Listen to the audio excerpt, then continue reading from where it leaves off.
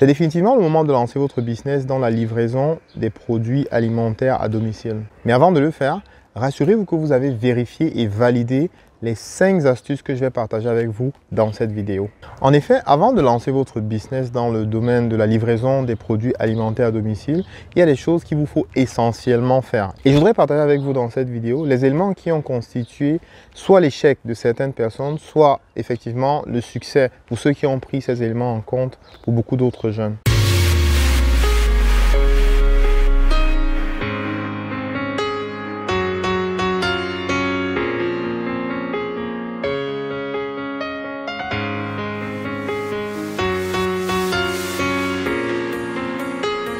Salut, je suis Bertrand Fofé de Djangolo.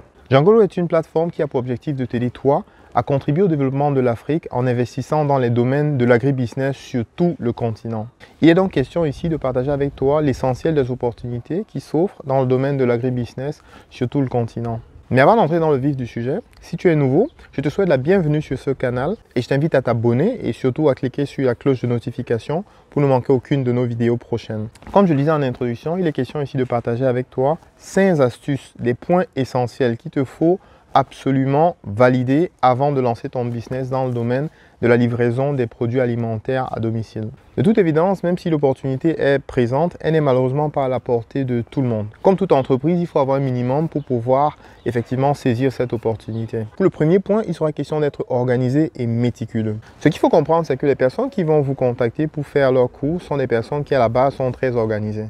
Parce qu'en effet, il faut être organisé pour pouvoir planifier les différents repas qu'on va faire et éventuellement prendre le temps de faire la liste de ses courses et pour la communiquer. Et en général aussi, il s'agit des personnes qui sont soit dans des bureaux, soit occupées dans la journée. Et en général, elles ont besoin de cuisiner à un moment bien spécifique dans la journée. Ce qui fait par exemple que c'est très important que la livraison soit faite exactement au moment qui est prévu.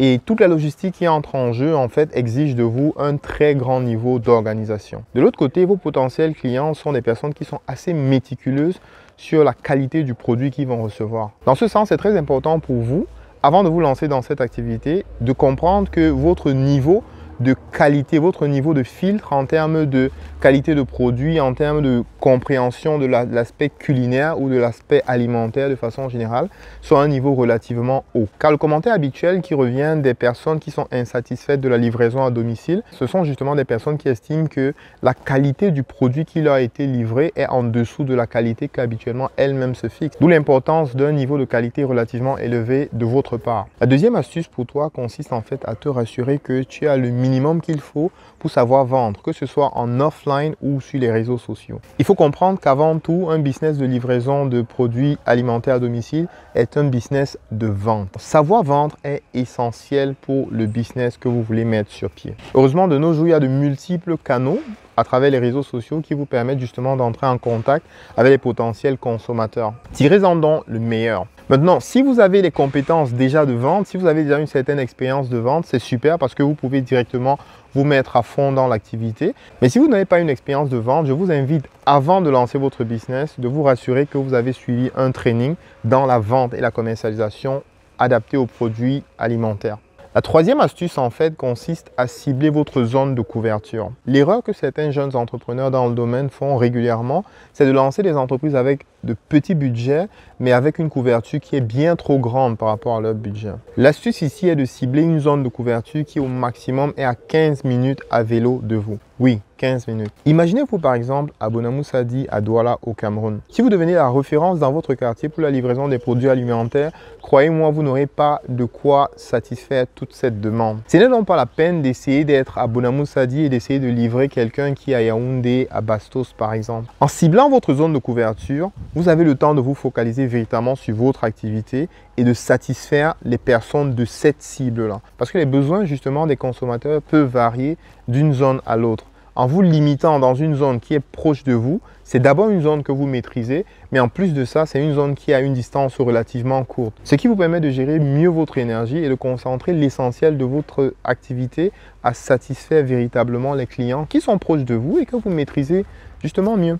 Le quatrième point consistera en fait à maîtriser les coûts, à la fois d'approvisionnement et de vente.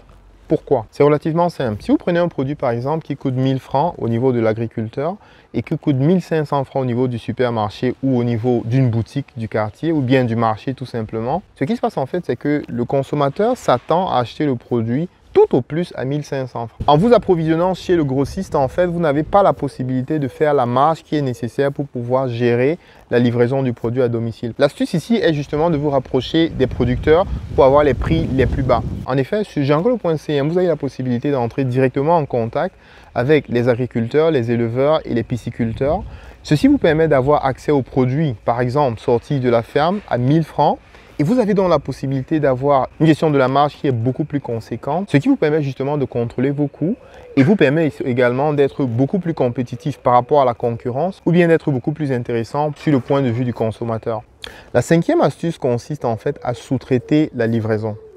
Pourquoi sous-traiter la livraison? Ce que plusieurs petites entreprises de livraison de produits alimentaires à domicile font, c'est de gérer elles-mêmes la livraison. On va acheter une moto, on va recruter un chauffeur, on va acheter les équipements, on va brander la moto ou la voiture qu'on a achetée, ainsi de suite. Ce qu'il faut comprendre, c'est que le volet transport dans la livraison est tout un métier. Si ton métier consiste à rechercher des clients, rechercher des fournisseurs et assurer la livraison de tes produits, tu ne voudrais pas perdre ton temps dans un garage pour le dépannage de ta moto ou de ta voiture ou alors dans le recrutement des chauffeurs. Le cœur de ton métier consiste à satisfaire les clients qui attendent de toi que les produits soient de qualité. La sélection des produits qu'ils ont commandés soit de qualité. C'est pourquoi l'astuce ici, c'est de se rassurer que le volet transport de la livraison à domicile est assuré par une autre entreprise qui s'occupe de tout ce qu'il y a comme stress. À ce moment, justement, tu as la possibilité de filtrer et de sélectionner ces entreprises sur la base d'abord de la zone où tu es et ensuite sur la base des prix pour lesquels ces personnes la livrent. On peut avoir des entreprises qui livrent à 1000 francs, il y en a qui livrent à 500 et ainsi de suite selon l'opportunité. Ce que je t'invite à faire, c'est de rechercher justement ces entreprises-là et de rechercher celle qui est la mieux adaptée pour ta zone de couverture et ta cible de clients. Pour conclure dans cette vidéo, on retiendra 5 astuces. La première, c'est qu'il faut donc être organisé et méticuleux. La deuxième, c'est qu'il faut avoir une bonne base en termes d'expérience de vente. La troisième, c'est qu'il faut bien cibler sa zone de couverture. La quatrième, c'est qu'il faut maîtriser ses coûts de production en optimisant son circuit d'approvisionnement. Et la cinquième, pour terminer, c'est qu'il faut sous-traiter le volet transport de la livraison. J'espère que cette vidéo vous a apporté un plus et que vous en tirez quelque chose d'intéressant. Si c'est le cas, je vous invite à partager cette vidéo au maximum afin de maximiser justement le nombre de personnes qui pourraient éventuellement en tirer un profit pour le bien de notre économie. Et si vous avez aimé, n'oubliez pas de le montrer. Si vous avez des contributions à faire, n'hésitez pas à le laisser en commentaire et je me ferai un plaisir de vous répondre. Si vous avez aussi des sujets que vous souhaitez en fait qu'on développe dans les prochaines vidéos, n'hésitez pas à laisser en commentaire et puis on se chargera justement de créer des contenus qui répondent mieux à vos besoins. Sur ce, je vous dis merci encore pour votre temps et à bientôt.